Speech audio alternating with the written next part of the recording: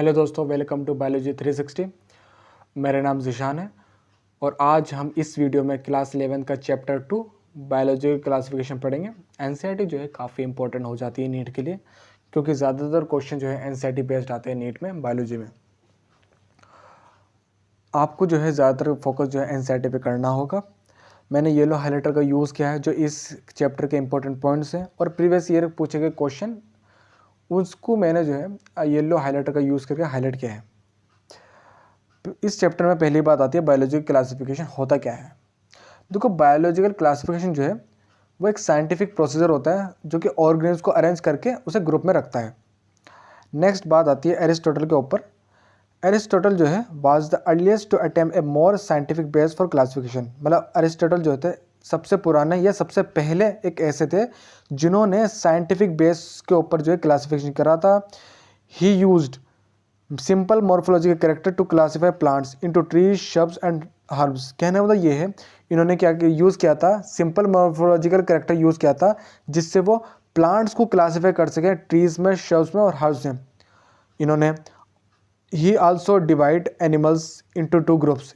अब इन्होंने क्या किया था, अरिस्टोटल ने एनिमल्स को भी डिवाइड कर दिया था, एक तो डब्ल्यूबीसी में और आरबीसी में। डब्ल्यूबीसी मतलब होता है वाइट ब्लड सेल्स और आरबीसी मतलब होता है रेड ब्लड सेल्स। नेक्स्ट हम बात करते हैं। देखो, नेक्स्ट जो मैं बता रहा हूँ वो एनसीईआरटी में नहीं है, लेकिन इम्पोर्टेंट समझ सकते हो अगर हम सीरियल वाइज पढ़ें इस चीज़ के बारे में। लिनस जो थे उन्होंने 2 किंगडम क्लासिफिकेशन दिया था, यानी कि प्लांटी, एनिमिलिया। हैकल जो थे उन्होंने 3 किंगडम क्लासिफिकेशन दिया था जिसमें प्लांटी, प्रोटिस्टा, एनिमिलिया आते हैं। कॉपलैंड जो थे, कॉपलैंड ने 4 किंगडम क्लासिफिकेशन दिया था जिसमें मोनेरा, प्रोटिस्टा, प्लांटी, एनिमिलिया आते हैं। अब अगर हम इस एनसीईआरटी बेस देखें तो इसमें लिखा है जो लिनेज जो थे उन्होंने 2 किंगडम क्लासिफिकेशन दिया, यानी कि प्लांटी, एनिमिलिया। अब इसमें इंक्लूड हुआ था प्लांट्स और एनिमल्स, लेकिन इसमें क्या चीज़ डिस्टिंग्विश नहीं हो पाई। इसमें यूकैरियोटिक, प्रोकैरियोटिक को डिस्टिंग्विश नहीं कर पाया, यूनिसेलुलर, मल्टी सेलुलर को डिस्टिंग्विश नहीं कर पाया, और फोटोसिंथेटिक एंड नॉन फोटोसिंथेटिक को डिस्टिंग्विश नहीं कर पाया, जो कि लिनस ने 2 किंगडम क्लासिफिकेशन बताए थे। नेक्स्ट हम बात करते हैं, देखो जो टेबल है कैरेक्टरिस्टिक्स ऑफ द 5 किंगडम, ये आप देख लेना, इंपॉर्टेंट है। आप इसमें अगर मोनरा को देखो तो मोनरा सिर्फ ऐसा है जिसमें जो कि प्रोकैरियोटिक है, बाकी सब प्रोटिस्टा, फंगी, प्लेंटी, एनिमिलिया जो है ये सब यूकैरियोटिक है। आर.एच. व्हिटेकर की बात करो आप तो आर.एच. व्हिटेकर ने 5 किंगडम क्लासिफिकेशन दिया था जिसमें मोनरा, प्रोटिस्टा, प्लांटी, फंगी, एनिमिलिया आते हैं। अगर इसमें पूछा जाए जो मेन क्राइटेरिया था for classification use by him, जो कि आर.एच. व्हिटेकर ने यूज़ किया था, मेन क्राइटेरिया जिसमें उन्होंने इंक्लूड किया था, क्या इंक्लूड किया था, सेल का structure, body organisation, mode of nutrition, reproduction and phylogenetic relationship. Next हम बात करें चाल्मिडोमोनास और स्पायरोगारा जो है, चाल्मिडोमोनास जो है एक यूनिसेलुलर ऑर्गेनिज्म है और स्पायरोगारा मल्टी सेलुलर है, इसे हमने प्लेस किया अंडर एल्गी में। नेक्स्ट बात आती है फंगी जो है एक उसकी जो वॉल होती है वो काइटन की होती है।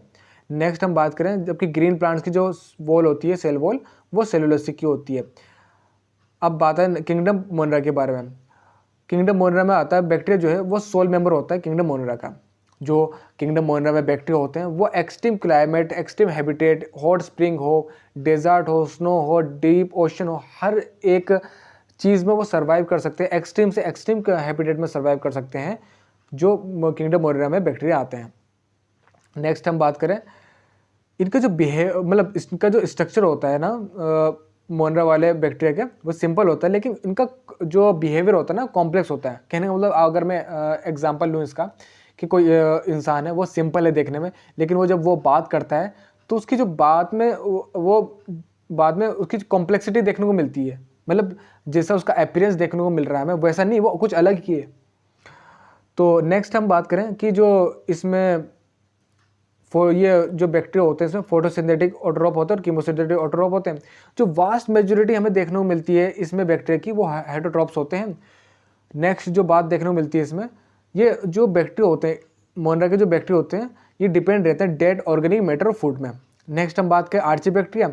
आर्ची बैक्टीरिया जो है most harsh habitat, extreme salty areas यानी कि हेलोफिल्स, हॉट स्प्रिंग यानी कि थर्मोएसिडोफिल्स, और एंड मार्शी एरियाज यानी कि मेथोरोजेंस। कहना मतलब ये है आर्ची बैक्टीरिया जो है ये एक्सट्रीम सॉल्टी एरियाज हुआ या मार्श हैबिटेट हुआ, हॉट स्प्रिंग्स या मार्शी एरियाज हो, उसमें सर्वाइव कर लेगा आराम से ईजिली। ये क्या करता है, मतलब जैसे कि उन्होंने लाइन लिखी है, this feature is responsible for their survive in extreme condition, मतलब एक्सट्रीम कंडीशन में सर्वाइव कर सकता है। और अगर मैं एनसीईआरटी के बाहर एक बात बताऊं तो आर्ची बैक्टीरिया जो है सबसे पुराना, सबसे ओल्डेस्ट बैक्टीरिया यही है। मेथोजेंस की बात करें इसमें तो मेथनोजेंस जो है ना वो प्रेजेंट होता है जो रूमिनेंट एनिमल्स के गट्स में प्रेजेंट होता है, यानी कि काउ बेफेलो होते हैं और रूमिनेंट एनिमल्स के जब गट्स में प्रेजेंट है वो रिस्पॉन्सिबल होता है कि मीथेन्स का प्रोडक्शन कराता है, यानी कि बायोगैस का, from the dungs of these animals. अगर मैं कहूँ कि मेथोजेंस कौन सा बैक्टीरिया बना रहा है तो मेथेनो बैक्टीरिया बना रहा है, मेथेनो बैक्टीरिया। नेक्स्ट हम बात करें यू बैक्टीरिया। यू बैक्टीरिया को हम ट्रू बैक्टीरिया कहते हैं। इसमें जो प्रेजेंस होती है सेल वॉल की वो रिड सेल वॉल होती है, ये मोटाइल और फ्लैजिलम होते हैं। साइनोबैक्टीरिया इसमें किसे कहते हैं, साइनोबैक्टीरिया ब्लू ग्रीन एल्गे को कहते हैं। साइनो मतलब होता है ब्लू और बैक्टीरिया तो आप जानते ही हैं। और इसमें क्या होता है, इसमें क्लोरोफिल ए होता है जो कि सिमिलर होता है ग्रीन प्लांट्स के। ये फोटोसिंथेटिक ऑटोट्रोप होते हैं। फोटोसिंथेटिक ऑटोट्रोप क्या होते हैं, तो फोटोसिंथेटिक वो होते हैं जिसे सनलाइट मिल रही हो या सनलाइट के अपीयरेंस हो जिसमें। नेक्स्ट हम बात करें इसमें जो यू बैक्टीरिया में जो कॉलोनीज होती हैं वो जनरली सराउंड होती है किससे, एक जिलेटिनस शीट होती है ना उससे सराउंड होती है। नेक्स्ट हम बात करें ये पोल्यूटेड वाटर बॉडीज में जो है ब्लूम फॉर्म करते हैं। नेक्स्ट बात आती है इसमें these organism can fix atmospheric nitrogen in specialise cell called heterocyst. कहने मतलब ये है कि इसमें जो ऑर्गेनिज्म होते हैं वो फिक्स करते हैं एटमॉस्फेरिक नाइट्रोजन को फिक्स करते हैं एक स्पेशलाइज सेल्स के अंदर। स्पेशलाइज सेल के अंदर जो है एटमॉस्फेरिक नाइट्रोजन को फिक्स करते हैं जिसे हम कहते हैं हेटेरोसिस्ट। एग्जाम्पल आता है नोस्टॉक एनेबेना। अब बात करते हैं कीमोसिंथेटिक ऑटोट्रोप की।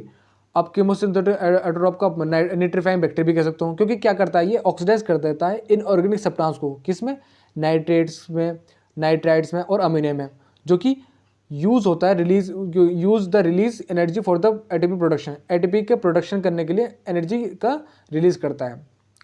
नेक्स्ट हम बात करें they play a great role in recycling nutrients. Nutrients का रिसाइकिल करने के लिए भी बहुत बड़ा रोल प्ले करता है जैसे कि नाइट्रोजन, फॉस्फोरस, आयरन, सल्फर हो गया। हेटेरोबिक बैक्टीरिया जो है most abundant in nature. Heterotrophic bacteria जो है सबसे ज़्यादा एबिडेंट होते हैं नेचर में हमारा।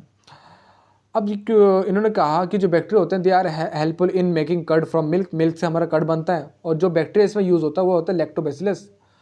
Production of antibiotics, fixing nitrogen in legume roots ETC, यानी कि एक्सेट्रा। बात आती है बैक्टीरिया।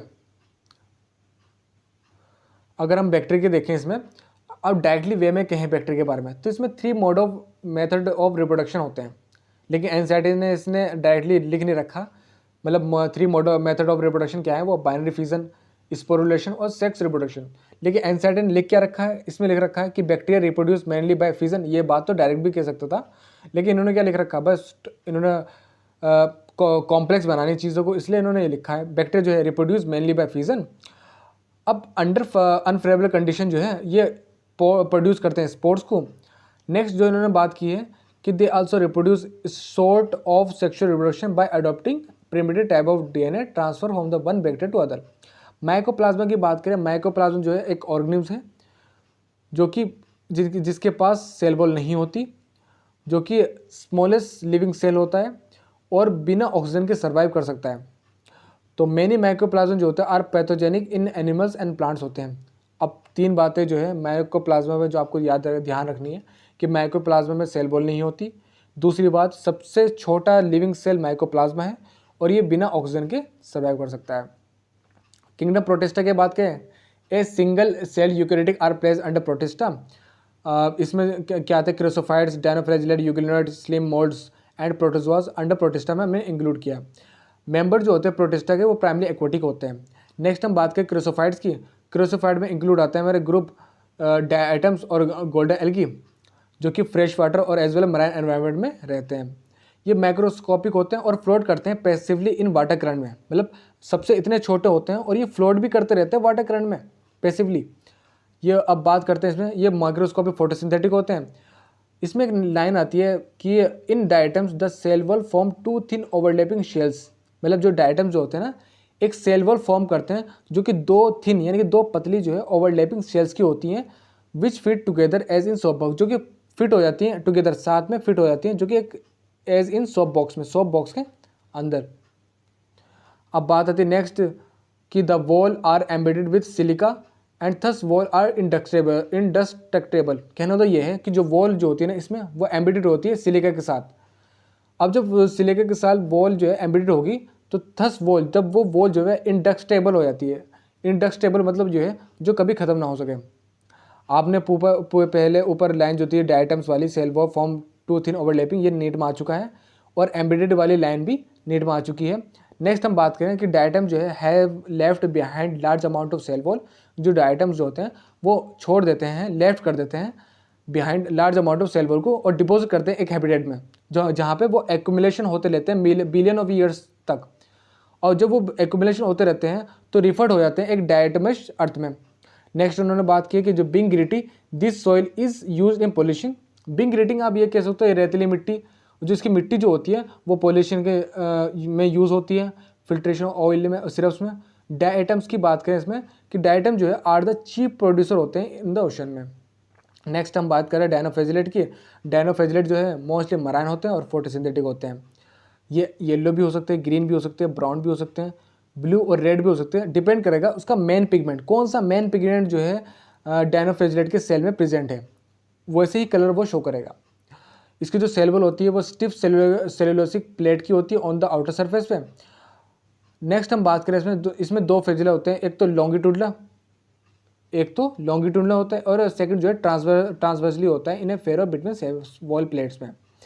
नेक्स्ट हम बात करें जो रेड डायनोफ्लैजेलेट होते हैं, जिसका एग्जांपल लेंगे हम गोनिओलेक्स। इसमें क्या होता है, रैपिड मल्टीप्लिकेशन होता है और ये एपियर होता है सी एपियर रेड टाइड्स के फॉर्म में एपियर होते हैं, और ये काफ़ी टॉक्सिक होता है, यानी कि टॉक्सिक होता है जो कि मराइन एनिमल्स को भी अफेक्ट कर देता है। नेक्स्ट हम बात करें यूग्लिनोड्स की। यूग्लिनोड जो होते हैं फ्रेश वाटर ऑर्गेन्स होते हैं, जो कि स्टेग्नेंट वाटर, जो कि रुका हुआ पानी होता है ना, वहाँ पे ये रहते हैं। इसमें क्या होता है, सेल वॉल तो नहीं होती, लेकिन एक प्रोटीन रिच लेयर होती है जिसे हम कहते हैं पेलिकल। अब पेलिकल क्या करती है, वो इनकी बॉडी को फ्लेक्सिबल बना देती है। इनके पास सेल वॉल तो नहीं है, लेकिन इनके पास एक प्रोटीन रिच लेयर होती है जिसे हम कहते हैं पेलिकल, जो कि इनकी बॉडी को फ्लेक्सिबल बना देती है। इसके पास भी फ्लैजिला होते हैं, दो फ्लैजिला होते हैं, एक शॉर्ट होते हैं, एक लॉन्ग होते हैं। नेक्स्ट हम बात करें, ये फोटोसिंथेटिक तब होते हैं जब इन्हें सनलाइट मिलनी होती है, यानी कि in the presence of sunlight ये फोटोसिंथेटिक हैं, लेकिन इन्हें सनलाइट नहीं मिली तो हेटरोट्रोप्स हो जाएंगे। मतलब क्या करेंगे, ये हेटरोट्रोप्स होने के बाद ये प्रेडेटिंग करेंगे on the other smaller organ, जो छोटे ऑर्गन जो हैं उन पर प्रेडेटिंग करेंगे।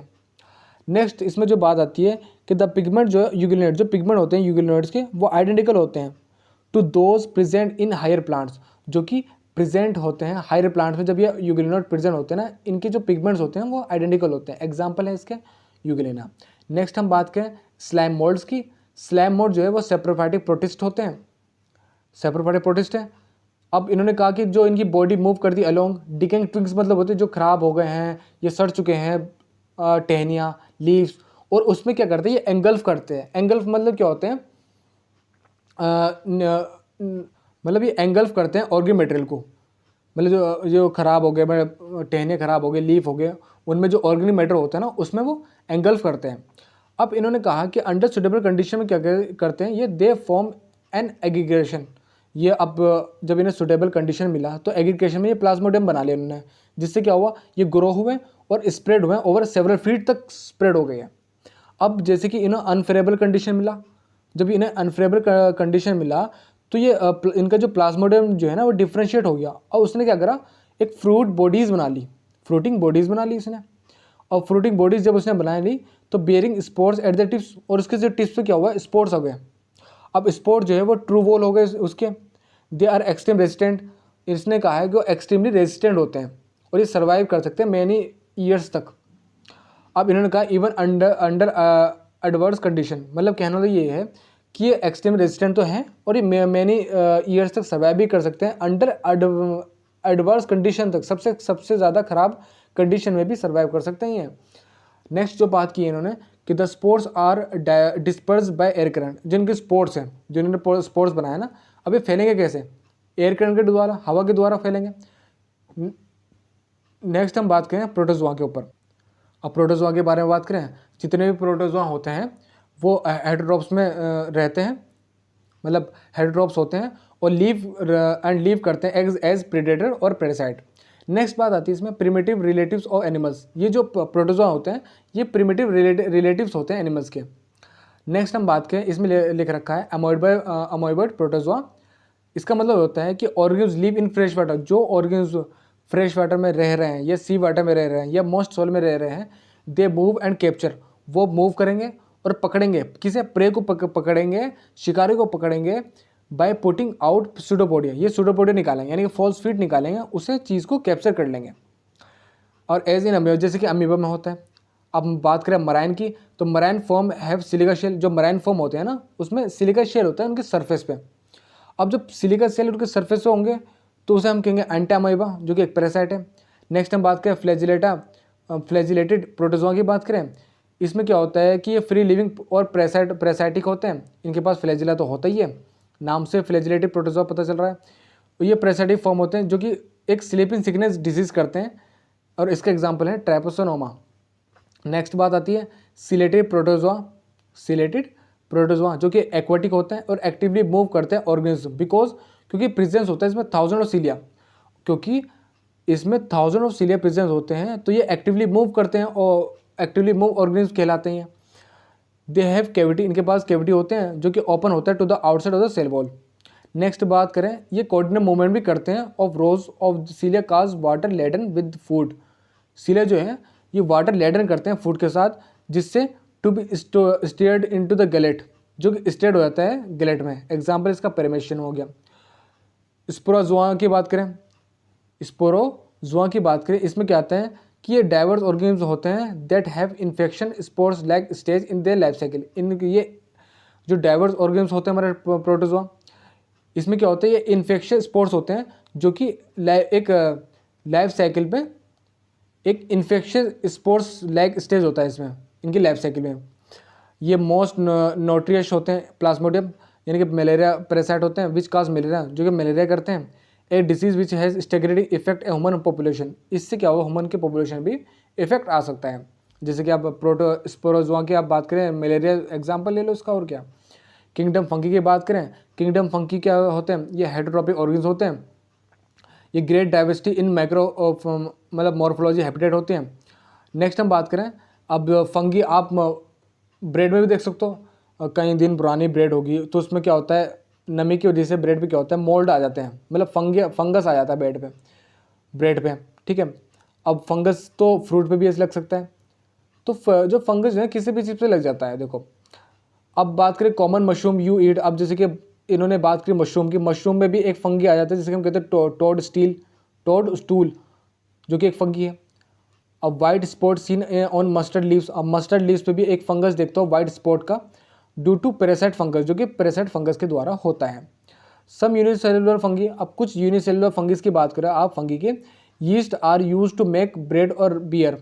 अब यीस्ट जो है ब्रेड और बियर बनाने के लिए यूज होता है। अब यीस्ट हम बेकर यीस्ट भी कहते हैं, जो कि आप क्लास 12th में पढ़ोगे चैप्टर ह्यूमन वेलफेयर में, ह्यूमन वेलफेयर इन माइक्रोब जो चैप्टर है उसमें पढ़ोगे।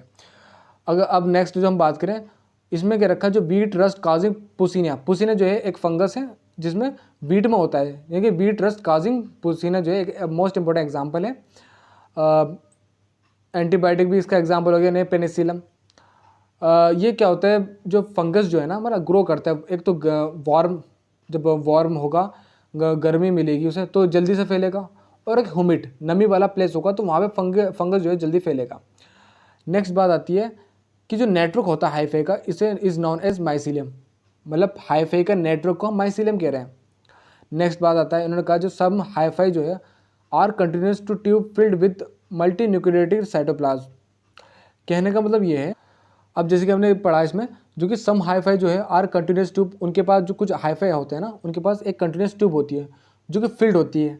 किसके साथ फिल्ड होती है, एक मल्टी न्यूक्लिएटेड साइटोप्लाज्म के साथ फिल्ड होती है, जिसे हम क्या कहते हैं, कोनोसाइटिक हाईफाई कहते हैं।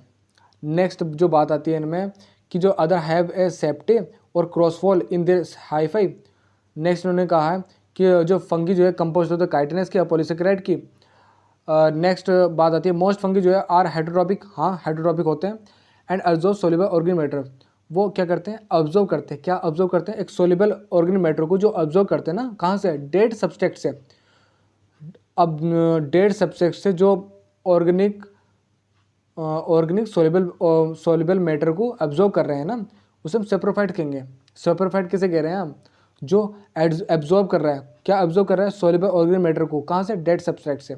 नेक्स्ट बात आती है, ये डिपेंड करते हैं लिविंग प्लांट्स में एंड एनिमल्स में, जो डिपेंड करते हैं लिविंग प्लांट्स एनिमल्स उसे पैरासाइट कहते हैं। नेक्स्ट बात आती है, जो फंगी जो है एक सिम्बायोट भी है, they can also live as symbiote भी लिव करता है फंगी। अगर फंगी अगर हमारे साथ एल्गी के साथ मिल जाते तो लाइकेन बना देता है, और अगर वो हायर प्लांट्स के रूट्स के साथ मिल जाता है तो माइक्रोज़ोआ बना देता है। लाइकेन का आप एक एग्जांपल ये ले सकते हैं, तो लाइकेन जो है वहाँ पे ग्रो होता है जहाँ पे पोल्यूशन ही नहीं होता, अगर पोल्यूशन है तो लाइकेन ग्रो होने का ही नहीं। नेक्स्ट बात करते हैं एक्सेक्सुअल रिप्रोडक्शन के बारे में, जो कि बाय स्पोर्स के द्वारा होता है, जिसे कहते हैं कार्ड कोनिडिया या स्पोरेंजिया स्पोर भी कह दो या जूपोर्स भी कह लो। अगर हम सेक्सुअल रिप्रोडक्शन की बात करें, इसमें वो स्पोर्स देखने को मिल जाते हैं, एस्कोस्पोर्स देखने को मिल जाते हैं और बेसिडोस्पोर्स देखने को मिल जाते हैं। नेक्स्ट बात करें fusion of protoplasm between two motile और नॉन मोटाइल गैमेट्स। फ्यूजन हुआ किसका, प्रोटोप्लाज्म का फ्यूजन हुआ किसमें, या तो दो मोटाइल होंगे या दो नॉन मोटाइल गैमेट्स होंगे, उसे हम क्या कहेंगे, प्लाज्मोगेमी। नेक्स्ट बात आती है फ्यूजन ऑफ टू न्यूक्ली, जब दो न्यूक्ली का फ्यूजन हुआ उसे हम कैरियोगेमी कहेंगे। नेक्स्ट बात आती है इसमें अगर हम डायक्रियंस की बात करें तो डायक्रियंस होता क्या है, देखो डायक्रियन जो होता है न्यूक्ली होता है, मतलब the nuclei of two sex cell, दो सेक्स सेल के न्यूक्ली जो कि come close to each other, जो कि क्लोज टू ईच अदर, एक दूसरे के पास आ रहे हैं लेकिन फ्यूज़ नहीं हो रहे हैं, मतलब पास तो आ रहे हैं, दो न्यूक्ली जो है दो सेल के वो पास तो आ रहे हैं लेकिन फ्यूज़ नहीं हो रहे हैं, तो इसका जो रिजल्ट निकल कर आता है वो डायक्रियंस निकल कर आता है, यानी कि the nuclei of two sex cell come close to each other but do not fuse, तो रिजल्ट क्या निकल का है, डायक्रियंस। नेक्स्ट बात आती है इसमें डायक्रियोफेज किसे कहते हैं, देखो डायक्रियोफेज अगर हम बात करें जो लोअर फंगी होते हैं ना, उसमें क्या होता है, प्लाज्मोगेमी जो है इमीडिएटली फॉलोड बाय कैरियोगेमी, मतलब इमीडिएटली फॉलो हो रहा है प्लाज्मोगेमी कैरियोगेमी में, और म्यूसिस हो रहा है। लेकिन जो डायक्रियोफेज होता है ना, उस फेज में क्या होता है, अब जो हायर फॉर्म्स होते हैं हमारे फंगी के, तो कैरियोगेमी जो है उसमें डिले हो जाता है, मतलब कैरियोगेमी जो है डिले हो जाता है, जिससे क्या होता है फंगस जो है रिमेन डायक्रोटिक हो जाते हैं।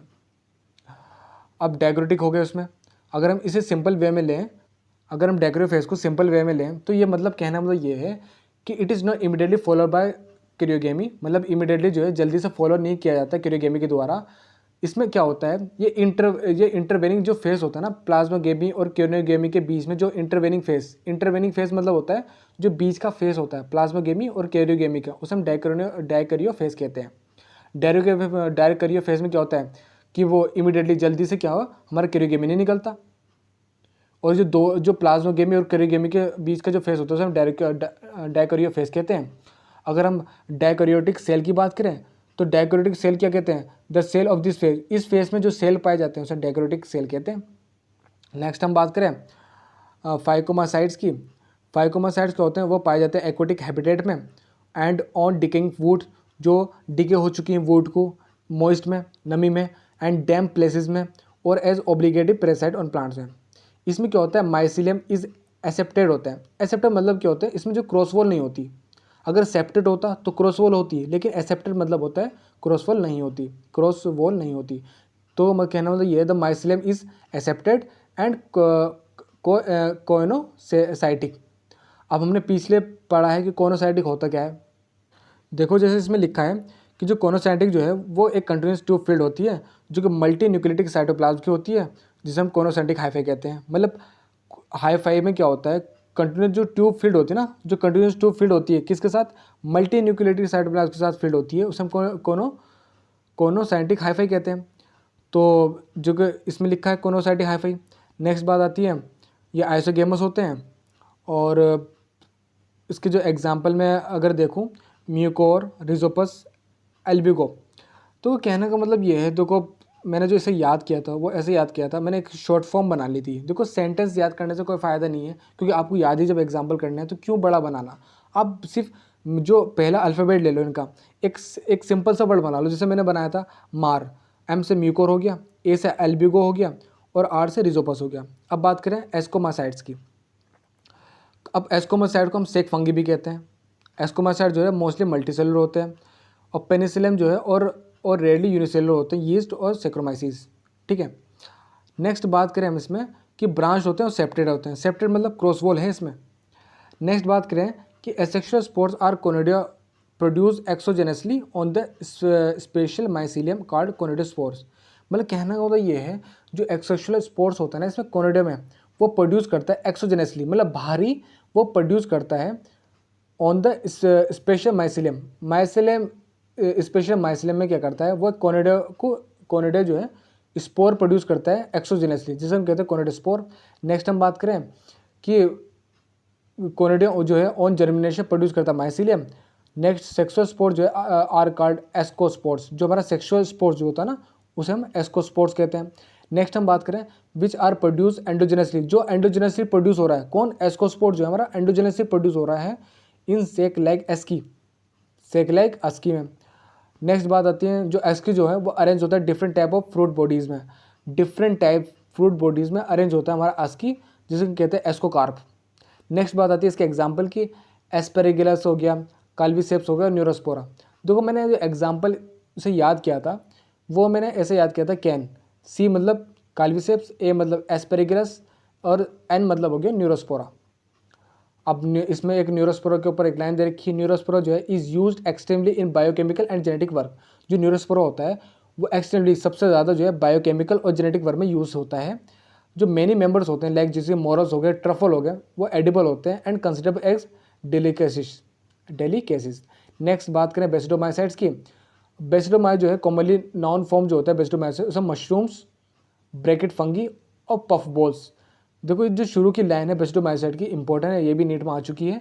तो बेसिडोमाइसाइड जो है उसे हम कॉमनली फॉर्म कहते हैं मशरूम्स, ब्रैकेट फंगी और पफ बॉल्स कहते हैं। नेक्स्ट बात कहते हैं इसमें कि ये भी क्या होता है, ब्रांच होते हैं, माइसीलियम इनका जो है ब्रांच होते हैं और सेप्टेट होता है। नेक्स्ट बात करें इसमें सेक्स ऑर्गन, इसमें क्या होता है, एब्सेंट होता है। लेकिन जो प्लाज्मोगेमी जो है is brought about by fusion. जो प्लाज्मोगेमी जो हो रहा है इसमें वो ब्रॉट अबाउट बाय फ्यूजन के द्वारा हो रहा है ऑफ टू वेजिटेटिव और सोमेटिक सेल। दो वेजिटेटिव और सोमेटिक सेल्स के द्वारा हो रहा है ऑफ डिफरेंट स्टेट, यानी कि डिफरेंट स्टेन के या जीनोटाइप की वजह से। अब नेक्स्ट बात आती है रिजल्ट स्ट्रक्चर डाइक्रियोटिक। जो इसका रिजल्ट स्ट्रक्चर आता है डाइक्रियोटिक आता है, जो कि अल्टीमेटली गिव राइज टू बेसिडम देता है। नेक्स्ट हम बात करें इसकी, बेसिडम जो है अरेंज होता है फ्रूट बॉडीज़ में, जिसे हम कहते हैं बेसिडोकार्प। और सम कॉमन मेंबर्स की बात करें इसमें, यानी कि एग्जाम्पल की बात करें तो मैं इसमें जो एग्जाम्पल मैंने बनाया था, यानी कि शॉर्ट फॉर्म जो बनाया था जब मैंने याद किया था इसे, तो मैंने बनाया था पाओ। पाओ मतलब पी से हो गया पूसिनिया, ए से मतलब हो गया एगेरिकस और यू से मतलब हो गया स्टेलिको। ठीक है, नेक्स्ट हम बात करें ड्यूटेरोमाइसाइड्स की। तो ड्यूटेरोमाइसाइड कॉमनली कहते हैं इम्परफेक्ट फंगी।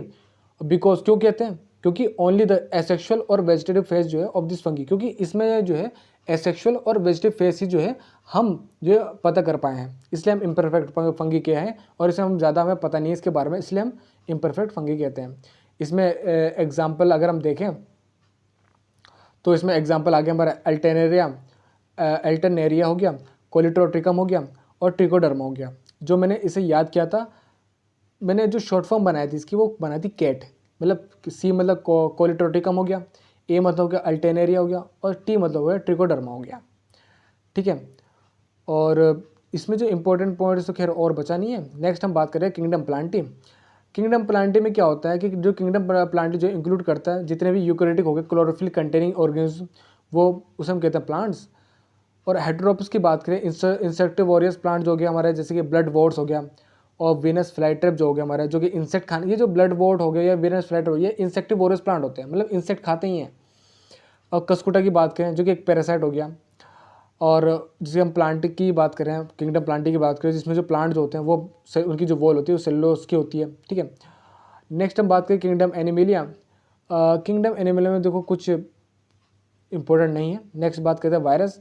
देखो वायरस को आप कैसे आइडेंटिफाई करोगे, देखो वायरस में देखो ना तो कोई सेलुलर स्ट्रक्चर है, ना तो सेल स्ट्रक्चर है। तो आप कैसे आइडेंटिफाई कर पाओगे कि वायरस हमारा लिविंग है? देखो वायरस जो है अगर किसी होस्ट के अंदर घुस गया तब वो लिविंग है, वैसे तो वो लिविंग नहीं है यार। तो वायरस जो है are non cellular organisation, virus के पास क्या है? नॉन सेलुलर ऑर्गेनाइजेशन है दैट आर करेक्टराइज्ड बाय, जो कि करेक्टराइज है by having an inert crystalline structure, और अंदर ही उसके पास क्या होता है? एक इनर्ट क्रिस्टलाइन स्ट्रक्चर होता है आउटसाइड द लिविंग सेल के बाहर, ठीक है। तो देखो वायरस को हम क्या कहेंगे? तो लिविंग नहीं है वो, नॉन लिविंग कहेंगे, क्योंकि यार देखो जब वो बाहर है तो नॉन लिविंग है, लेकिन जब अंदर घुस जाता है तो लिविंग होता जाता है। वायरस की बात करें तो वायरस मीन मतलब होता है वेनम, यानी कि पॉइजनस फ्लूइड। और जो हमारे साइंटिस्ट थे, अब जो साइंटिस्ट जो हमारे हैं दमित्री इवन वास्की, कहना तो ये है, अगर आप इसका जो पहले एनसाइटी जो बुक होती थी, पहले इसका नाम लिखा था डीजे इवन वास्की, लेकिन इस बार इन्होंने लिख रखा है दमित्री इवन वास्की। इन्होंने क्या करा था? ये सर्टेन कुछ माइक्रोब्स को क्या करा था उन्होंने? Casual organisation of micro mosaic disease of the tobacco. तो इन्होंने क्या करा था? जो वायरस को इन्होंने आइडेंटिफाई किया था, जो टबैको मोजेक जो होता है ना, टबैको प्लांट में क्या हो रहा था, उन्होंने वायरस को आइडेंटिफाई किया था। वो कौन सा वायरस था? Tobacco mosaic virus. नेक्स्ट बात करें, इन्होंने क्या आइडेंटिफाई किया था? इन्होंने कहा था कि जो वायरस जो है वो बैक्टीरिया से भी छोटा है, जब इन्होंने पास किया था बैक्टीरिया प्रूफ फिल्टर से, ठीक है। नेक्स्ट बात आती है इन्होंने एम डब्ल्यू बेजरनेक ने किया गया था। देखो एम डब्ल्यू बेजरनेक जो थे उन्होंने, देखो जो हमारे एम.डब्ल्यू. बेजरनेक जो था उन्होंने क्या करा? एक्सट्रैक्ट निकाला, मतलब जो टबैको का प्लांट था उसमें से एक इन्फेक्शन वाला पार्ट निकाला जो कि इन्फेक्ट कर रहा था टबैको प्लांट को। अब जो कि वो इन्फेक्ट कर रहा था प्लांट को, तो उन्होंने क्या करा? एक न्यू पैथोजन नाम दिया, मतलब वायरस को नाम दिया जो इन्होंने कहा कि फ्लूइड मतलब कॉन्टेगम वीवम फ्लूडम नाम दिया एम.डब्ल्यू. बेजरनेक ने, जिसका मतलब था इन्फेक्शन लिविंग फ्लूइड। अब बात आती है W.M. स्टॉनली ने, उन्होंने क्या करा था? वायरस को could be crystallise and crystal consist largely of protein. कहने का मतलब ये है कि वायरस जो है वो क्रिस्टलाइज हो सकता है और क्रिस्टल भी हो सकता है, जिसके पास लार्जली प्रोटीन होता है। They are inert outside their specific host cell, इसके अंदर जो है ना, और दे आर इनर्ट, ये अंदर ही, और आउटसाइड बाहर ही एक स्पेसिफिक हॉट सेल होता है। Virus are obligate parasite. देखो बात करें जो वायरस जो है जेनेटिक मटेरियल कंसिस्ट करता है, आरएनए हो या डीएनए हो, नो वायरस कंटेन। अब जो वायरस जो है ना, दोनों डीएनए तो मतलब दोनों जेनेटिक मटेरियल तो कंटेन कर नहीं सकता ना, आरएनए डीएनए, एक ही करेगा। वायरस के पास क्या होता है कि न्यूक्लियर प्रोटीन होती है, और जो वायरस का जो जेनेटिक मटेरियल होता है वो इन्फेक्शियस होता है। नेक्स्ट हम बात करें, इसके ऊपर एक प्रोटीन कोट होती है जिसे हम कहते हैं कैप्सिड। अब कैप्सिड, इसके ऊपर क्या होती है? प्रोटीन कोट होती है। अब कैप्सिड बनी किससे है? कैप्सिड बनी है कैप्सोमेयर से। अब कैप्सोमेयर होता क्या है? तो जो स्मॉल सब यूनिट होती है ना, उसे हम कैप्सोमेयर कहते हैं, और कैप्सोमेयर से कैप्सिड बनाए। अब जो कि कैप्सोमेयर क्या करता है? प्रोटेक्ट करता है न्यूक्लिक एसिड को। नेक्स्ट हम बात करें कि वायरस जो है कैन काज डिजीज, जब मप्स हो गया, स्मॉल पॉक्स है, हर्ब्स हो गया, इन्फ्लुएंजा, एड्स वगैरह हो गया, ये वायरस के थ्रू ही होते हैं। अगर हम प्लांट्स के बारे में बात करें तो जो मोज़ेक फॉर्मेशन की बात करें, सिम्टम्स जो प्लांट्स में दिखते हैं वायरस के, कि लीफ के रोलिंग होना, कर्लिंग होना, येलो होना, बीन्स clearing, dwarfing and stunted growth होना। नेक्स्ट हम बात करें विरोइड्स की, जो है इन 1971 में जो टी.ओ. डिनर जो थे उन्होंने डिस्कवर करा था, एक न्यू इन्फेक्शन एजेंट यानी कि विरोइड को डिस्कवर करा था, जो कि वायरस से भी काफ़ी छोटा है। नेक्स्ट हम बात करें and cause potato spindle tuber disease, जो कि करता क्या है वेरोड? उसने उस टाइम किया था जब टी.ओ. डिनर ने डिस्कवर किया था ना, तो उसने क्या किया था? पोटैटो स्पिंडल ट्यूबर डिसीज़ करा दिया था। नेक्स्ट बात करें, जो वेरोड जो होते हैं ना, उसमें जो आरएनए होता है वो फ्री होता है, मतलब उस पर कोई वॉल नहीं होती, आरएनए में कोई सेल वॉल नहीं होती। तो आरएनए कहाँ फ्री होता है? तो वायरोड में क्या होता है? फ्री होता है। अब it lake the protein code that is found in virus. अब इसमें प्रोटीन कोड भी नहीं होती। अब जैसे कि वायरस में प्रोटीन कोड थी ना, वैसे हम विरोइड में जो है प्रोटीन कोड भी नहीं होती। तो विरोइड इसका नाम है। तो RNA of viroid was lower molecular weight. अगर हमसे पूछा जाए किसका आरएनए का लो मोलिकुलर वेट है, तो वायरोइड का जो आरएनए होता है उसका लो मोलिकुलर वेट है। नेक्स्ट बात करते हैं प्रियोन्स की। देखो प्रियोन्स में कुछ इंपॉर्टेंट तो होता नहीं है ना, अब तक आज तक पूछा गया है इसमें। लेकिन नेक्स्ट हम बात करें लाइकन्स के। लाइकन्स जैसे कि मैंने बताया, अगर वो एल्गी के साथ जुड़ा हुआ है तो देखो जब एल्गी हमारा लाइकेन जब हमारा एल्गी जो है सॉरी फंगस हमारा किसी एल्गी से जुड़ा हुआ है तो लाइकेन बना देता है, ठीक है। तो लाइकेन क्या है, हमारा एक सिम्बायोटिक एसोसिएशन है। और इसमें बात आती है, इन्होंने क्या रखा, द एल्गल कंपोनेंट जो है इज नोन एज फाइकोबायोंट। जो हमारा एल्गल कंपोनेंट जो होता है ना वो एक फाइकोबायोंट है, जबकि जो फंगल कंपोनेंट है वो माइकोबायोंट है, जो कि ऑटोट्रॉपिक है और हेटरोट्रॉपिक है। मतलब फाइकोबायोंट जो है ना वो तो ऑटोट्रॉपिक हो गया, लेकिन माइकोबायोंट जो कि फंगस का है वो हेटरोट्रॉपिक हो गया। एल्गी क्या करता है, वो प्रिपेयर करता है फूड। फंगी के लिए क्या करता है, एल्गी प्रिपेयर करता है फूड बनाता है, खाना बनाता है, और खाना देता भी है बनाता भी है। एंड फंगी क्या करता है, उसे शेल्टर देता है और एब्जॉर्ब मिनरल्स को एब्जॉर्ब कराता है, वाटर फॉर पैरामीटर। नेक्स्ट बात करें, इन्होंने जैसे कि लाइन दे रखी है, लाइकेन जो है are very good pollination indicator. सबसे अच्छा जो है पोलिनेशन इंडिकेटर जो है, पोल्यूशन इंडिकेटर कौन है, लाइकेन है, जो कि ग्रो कभी पोल्यूटेड एरियाज में ग्रो नहीं होता लाइकेन हमारा, ठीक है। थैंक यू एवरीवन, आपको अच्छा लगा होगा। ये आपका चैप्टर यहाँ कंप्लीट होता है, और इसकी जो समरी है इसमें भी कुछ इम्पोर्टेंट नहीं है, इसलिए थैंक यू एवरीवन। और आपको अच्छा लगा होगा इस वीडियो में, और मैंने आपका सारा कवर करा दिया है इसमें। और मैं जो है जो किंगडम